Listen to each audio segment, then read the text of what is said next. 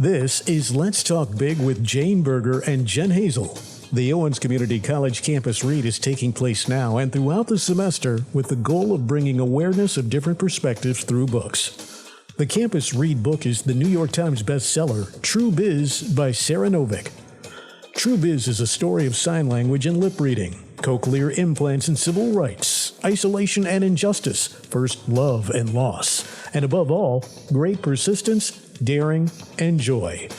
Now, sharing passages, topics, and events related to the book is Owens Community College Director of Library Services, Jane Berger, and Professor of English, Jen Hazel.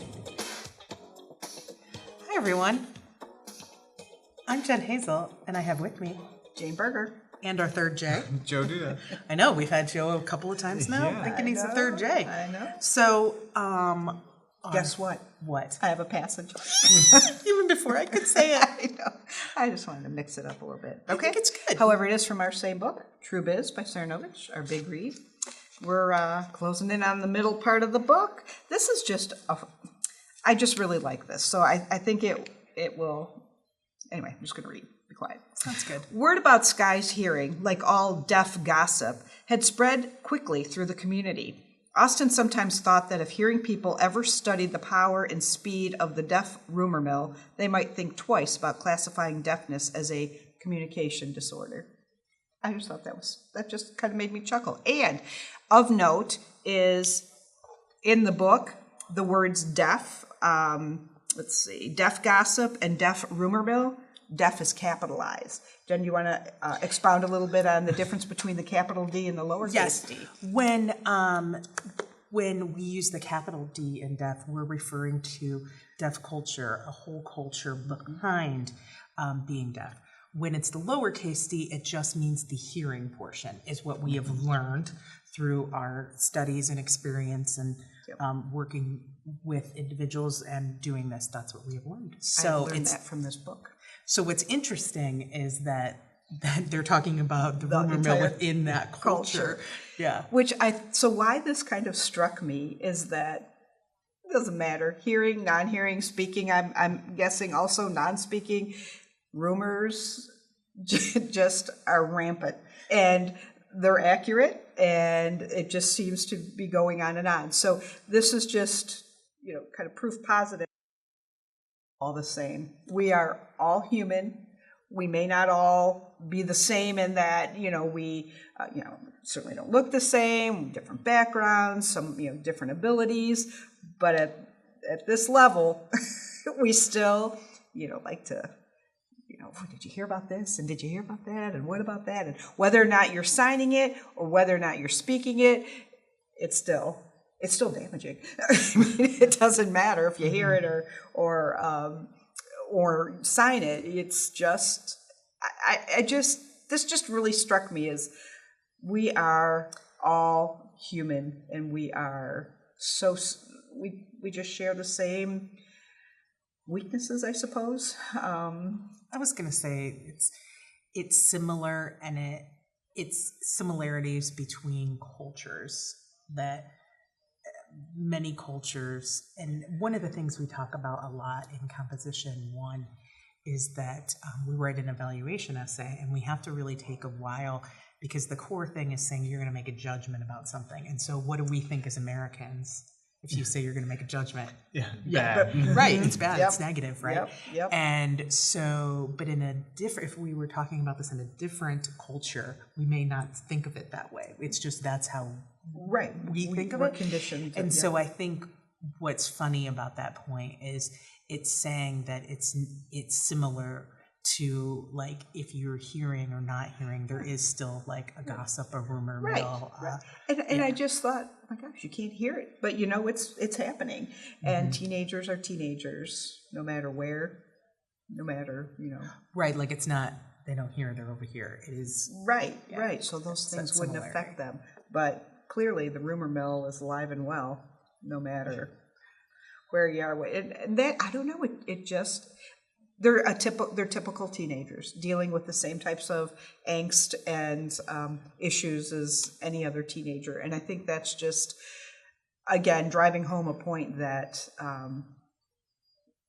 a teenager goes through all the same things, no matter what they're faced with, as far as abilities and such. And I haven't found a great way to. It's not a disability. So what's come on, help me out here. What do I want to say? Well, actually, let's ask the philosopher. Yes. Yeah, so differently abled has been another way, but with deafness, there's even a question of like, is it really differently abled? And this passage, I think, highlights like, hey, wouldn't it be great if you could speak another language? Like you had that in your utility belt and you pulled it out, and turns out this rumor mill is much faster than ours. Exactly. So we would be we'd be very cautious, to be how we behave. So many of the things that I have read in here, just little one-liners, kind of like we've talked about it in other podcasts about the motorcade of minivans, and her just little nuances like this just make me chuckle. I don't know. I think because for me it brings an image to my brain that I'm like, oh, I can just see that, this long line, or the deaf rumor mill is live and well and no worries about it.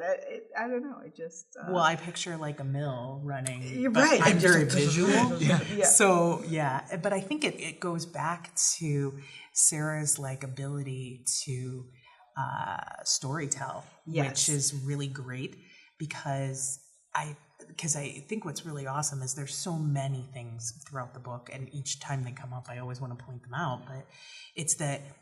Like she creates a picture in your mind, which also shows a connection between the languages. Because even with the signing, like even if someone is signing, you're visually seeing that sign, but you would also be able to picture that in your mind in some way too, because she knows what she's like an amazing storyteller, and I think that is important to point out, because there's not like a how do I say it? Like